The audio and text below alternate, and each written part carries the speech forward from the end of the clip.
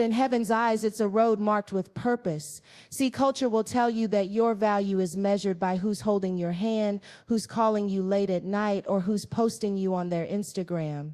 But when God has chosen a woman, he doesn't need her to be validated by a boyfriend, a relationship, or an applause. He will sit her down in the silence, strip away the noise, and let her discover the kind of strength that is not dependent on anybody's presence, but completely rooted in his spirit.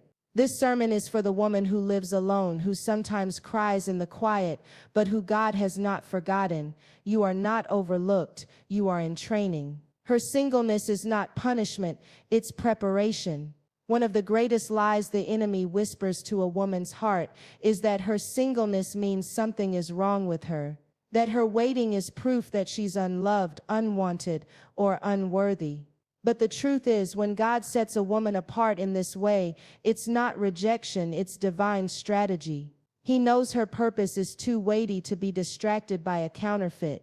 He knows her destiny cannot be entangled with people who don't have the capacity to carry it. So rather than allowing her to waste years attaching herself to someone who cannot handle her anointing, God preserves her in the hidden place. Think about Esther before she ever became queen. She was set apart, trained, and refined before she was introduced to the palace. She wasn't overlooked, she was being groomed. The same way a jeweler doesn't rush the process of polishing a diamond, God will not rush the process of developing his daughters. He knows that her singleness is not a sentence, it's the very environment where she learns how to steward her strength. In the quietness of her home, when there's no boyfriend to lean on, she learns how to lean on God in a deeper way. When she's left to carry the weight of her emotions alone, she realizes she's not truly alone because the Comforter is present. When nobody calls her beautiful at night, she hears heaven whisper that she is fearfully and wonderfully made. When she has to make decisions without a man's covering, she learns the authority of walking under God's covering. Singleness is where God strips away the false identities that come with being attached to someone else.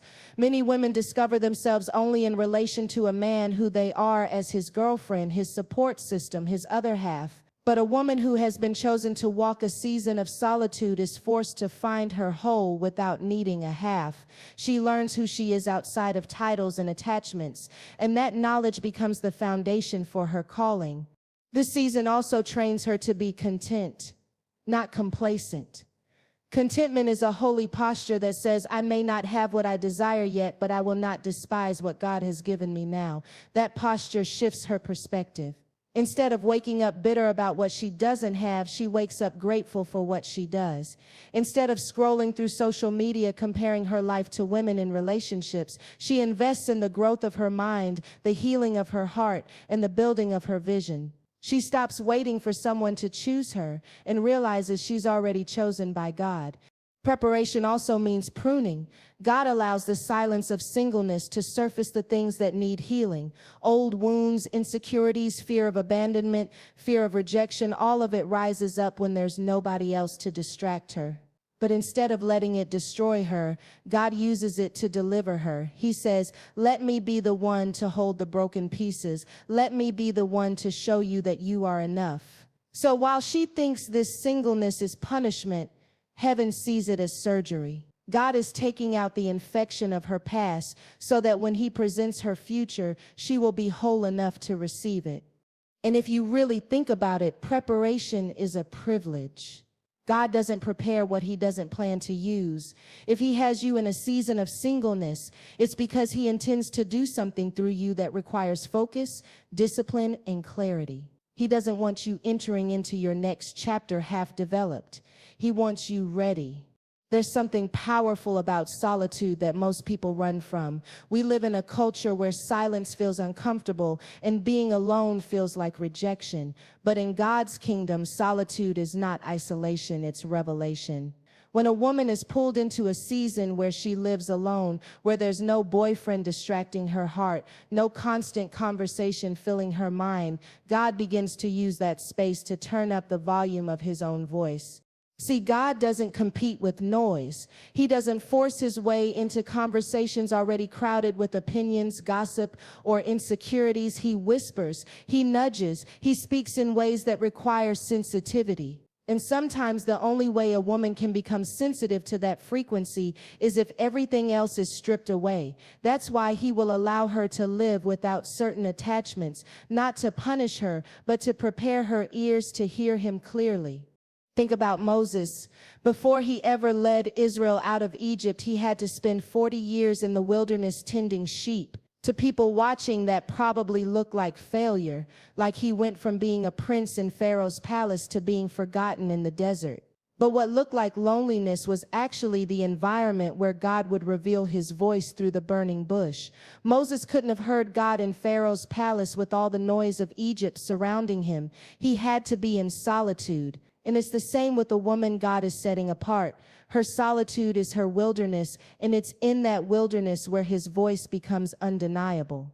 There are prayers that only surface when no one else is around. There are tears she only releases when she knows nobody is watching. And in those moments, heaven leans in. God says, now that I have your full attention, let me show you who I am.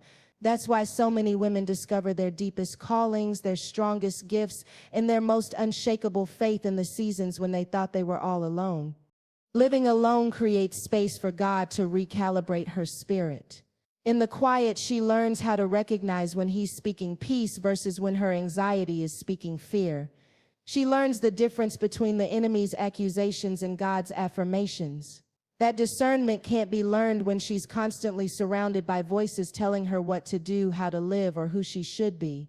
It's cultivated in solitude. And here's the truth. When God's voice gets louder in her life, everything else gets smaller. The sting of loneliness lessens because she realizes she's not truly alone.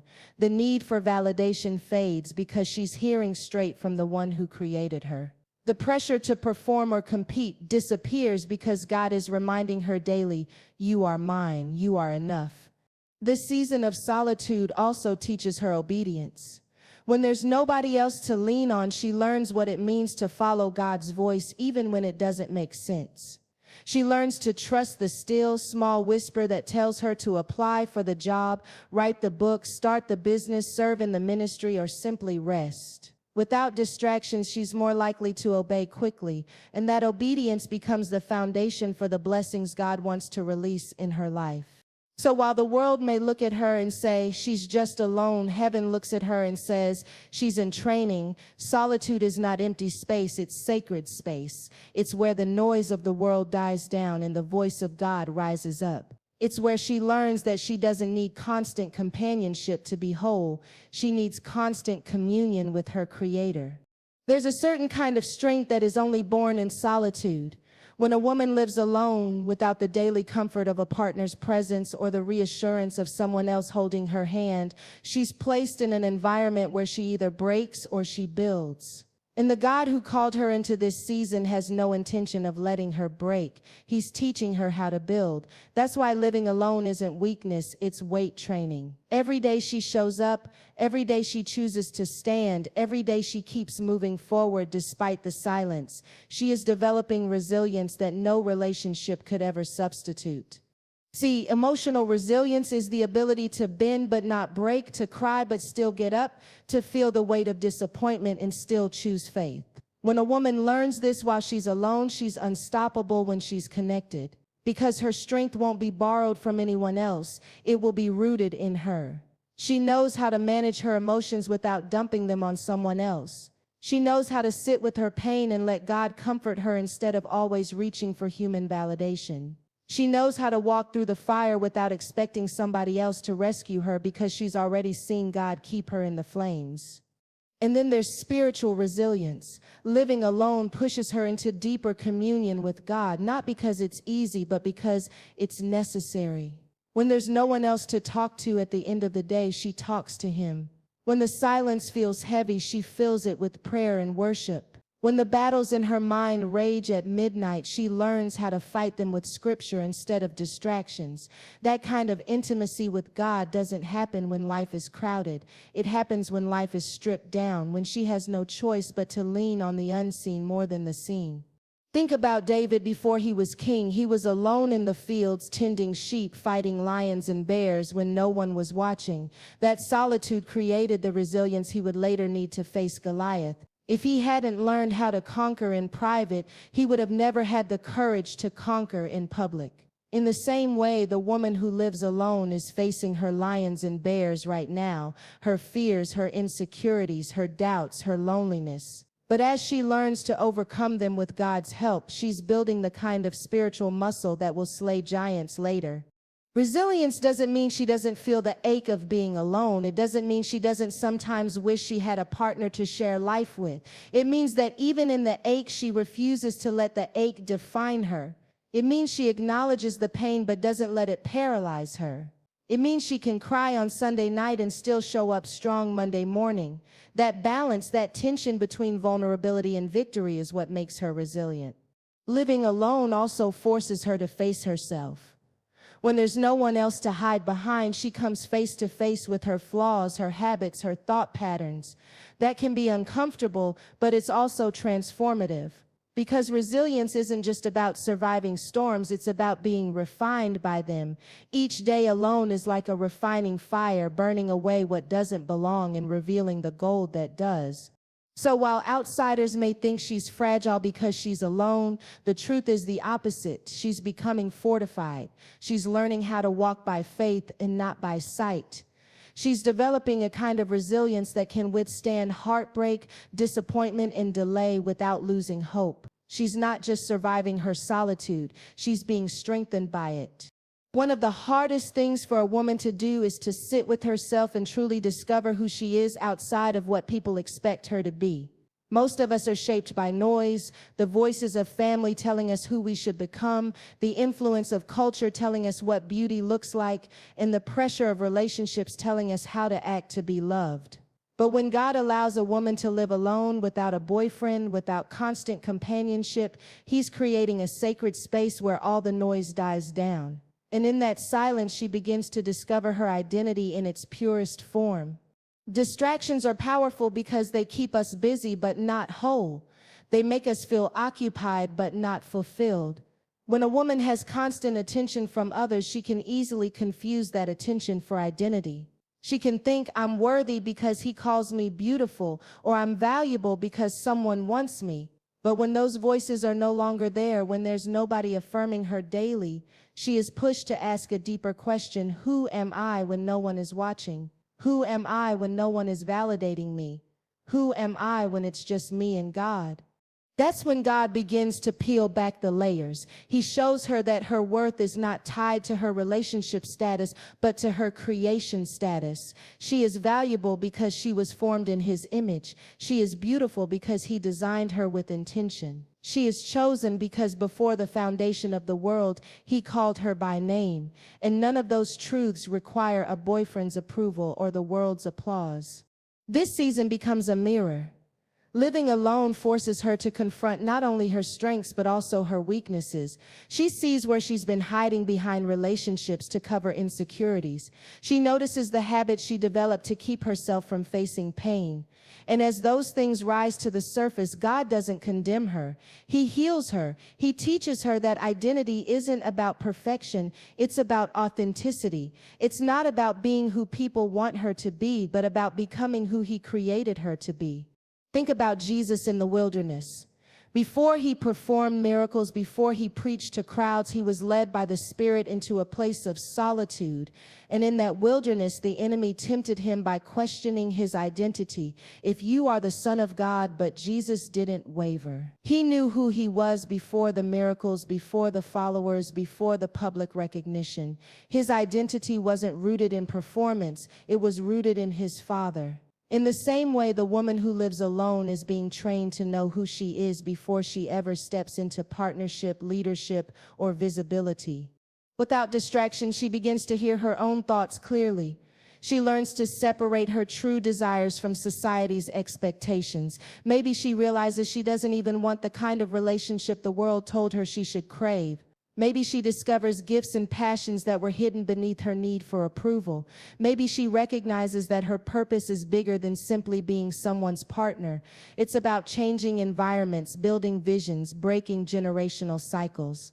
And here's the thing, once a woman knows her true identity, she becomes unshakable. She no longer crumbles when someone doesn't choose her because she already knows she's chosen by God.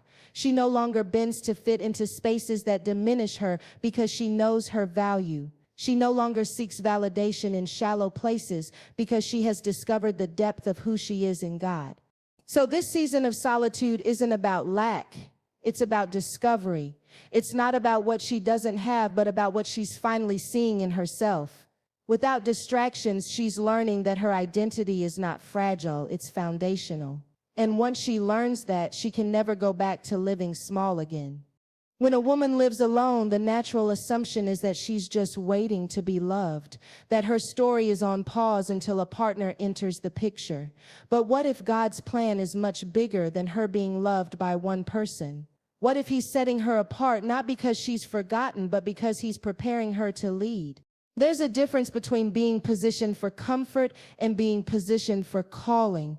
Many women are taught that their highest goals should be love, marriage, and companionship. And while those things are beautiful and God ordained, they are not the limit of her destiny. Some women are chosen to carry mantles that demand leadership, vision, and spiritual authority. To prepare them, God places them in seasons where they must depend solely on Him. Because leadership requires clarity, courage, and conviction that can't always be developed in the safety of partnership. It must be formed in the crucible of solitude. Think about Deborah in the book of Judges. She wasn't introduced as someone's wife first. She was introduced as a prophetess and a judge over Israel. Her role wasn't simply to be loved, it was to lead a nation into victory. That kind of anointing doesn't come from following the crowd, it comes from standing apart. The woman who lives alone today may not realize it, but her solitude is the same kind of training ground. God is stripping away distractions so that when He raises her voice, she won't hesitate to use it. Living alone teaches her how to make decisions with authority. She doesn't have someone else making choices for her, so she learns discernment. She doesn't lean on another person's leadership, so she practices leading herself. That kind of daily responsibility builds a backbone of strength. And when God calls her to influence others, whether in ministry, business, family, or community, she won't crumble under the weight of leadership because she's been carrying weight all along. And let's be clear, being positioned to lead doesn't mean she won't one day be loved. It simply means that love is not the end goal, purpose is. When love comes, it will be aligned with her assignment, not a replacement for it. That's the difference between being chosen by man and being chosen by God. A man may love her for how she fits into his life, but God positions her for how she will change lives. Living alone also allows her to refine her voice without compromise. Sometimes when a woman enters into relationships too soon, she dilutes her calling to fit the comfort of the person she's with. She shrinks back from leadership because she doesn't want to intimidate. She hides her vision because she doesn't want to seem too much. But a season of solitude eliminates that pressure. She's free to grow, free to expand, free to discover the fullness of her leadership without apologizing for it. This positioning is about preparation for impact. God knows that her influence will extend beyond herself, so He allows her to taste the weight of responsibility now. She's learning how to handle finances, how to protect her peace, how to guard her spirit, how to walk with integrity. These are not small lessons, they are leadership lessons. And when the time comes, she will not only be ready to lead her own life, but also to guide, inspire, and transform others. So while the world may pity her solitude, heaven is applauding her preparation. She's not just waiting. She's not overlooked. She is being positioned, and the position God is preparing for her is not one of dependence, but of dominion. She is being shaped into a woman who will not just receive love, but release leadership. What a woman does in private will always echo in public. When God allows a woman to live alone without a boyfriend, without a constant human witness to her life, it can feel like her efforts are unseen. She cooks for one, she prays in the quiet, she makes sacrifices nobody applauds. She wipes her own tears and still shows up to work, still shows up to church, still shows up to life. And while it looks like nobody notices, heaven is watching. God is shaping her through private discipline, because the discipline she cultivates in solitude will one day become the testimony that inspires many. See, it's easy to show up strong when you have an audience. It's easy to be consistent when someone else is keeping you accountable. But the real test of character is what you do when no one is looking. And the woman who learns to be faithful in the unseen seasons, faithful with her finances, faithful with her body, faithful with her time, faithful with her spirit, is building the kind of testimony that cannot be faked when the lights turn on. Private discipline looks like choosing prayer over panic. It looks like turning to the word instead of the world when anxiety rises. It looks like saying no to toxic cycles, even when temptation is calling her phone. It looks like budgeting her money when no one else knows she's doing it. It looks like fasting quietly when she feels spiritually dry. These small hidden choices may never make a highlight reel, but they are the bricks that God is using to build her future. Think about Daniel. Long before he was thrown into the lion's den, he had a private discipline of prayer 3 times a day. That discipline wasn't flashy, it wasn't public, but it became the very testimony that glorified God when he stood before kings. The same is true for this woman. Her consistency in the quiet is preparing her for influence in the open. And here's the beauty: her testimony won't just be about what God did for her, but about who she became with him. People will see her strength, but they won't know it was forged in lonely nights of worship. They'll admire her peace, but they won't realize it was born in seasons of tears where she chose trust instead of bitterness. They'll celebrate her breakthroughs, but they won't see the countless times she sowed seeds of obedience when nobody was clapping. That's why her testimony will carry weight. It's not performance, it's authenticity. Living alone also removes excuses. She can't point to anyone else as the reason she didn't grow, didn't pray, didn't dream. She learns accountability to God and to herself, and that accountability births maturity. She stops waiting for someone else to cover her spiritually and realizes she has the power to cover herself in prayer. She stops waiting for someone else to push her forward and realizes discipline is her responsibility. This shift from dependence to discipline is what sets her apart as a leader and a vessel of influence. And eventually, God will bring her into spaces where her private disciplines will shine publicly. Her ability to remain calm under pressure will inspire others who are drowning in chaos. Her financial stewardship will open doors to bless others. Her purity and integrity will stand out in a culture that compromises. Her devotion will draw others to God, not because she preached perfection, but because she lived consistency. So while others may pity her for living alone, heaven is proud of her for living disciplined. Because when the spotlight comes, she won't be exposed as someone unprepared. She'll be revealed as someone who was forged in the quiet. And her testimony will not just be about survival, it will be about stewardship. It will say, even when no one was watching, I chose God. And because I chose him, he is now choosing to use me.